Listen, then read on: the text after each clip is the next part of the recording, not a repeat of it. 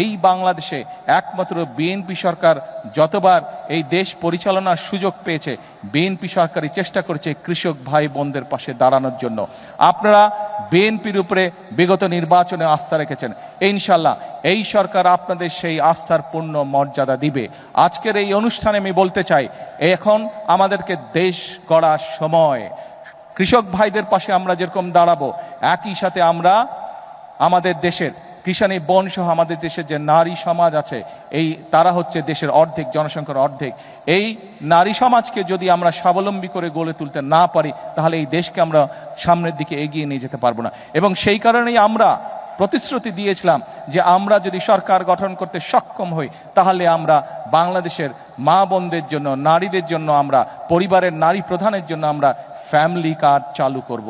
আল্লাহর রহমতে সেই কাজটিরও পাইলট প্রজেক্ট আলহামদুলিল্লাহ আমরা শুরু করতে সক্ষম হয়েছি এবং পর্যায়ক্রমিকভাবে আগামী 5 বছরের ভিতরে আমরা বাংলাদেশের চেষ্টা করব সকল নারী প্রধান পরিবারের কাছে এই কার্ডের সুবিধা পৌঁছে দেওয়ার জন্য, এই কার্ডটি পৌঁছে দেওয়ার জন্য। অর্থাৎ এই সরকার জনগণের সরকার।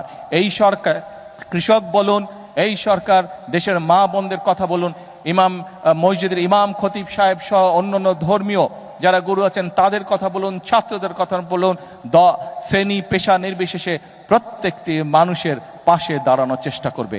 আমাদের লক্ষ্য হচ্ছে দেশের উন্নয়ন, আমাদের লক্ষ্য হচ্ছে দেশের মানুষের ভাগ্যের পরিবর্তন।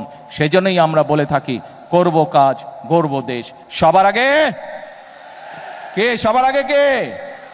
সবার আগে বাংলাদেশ।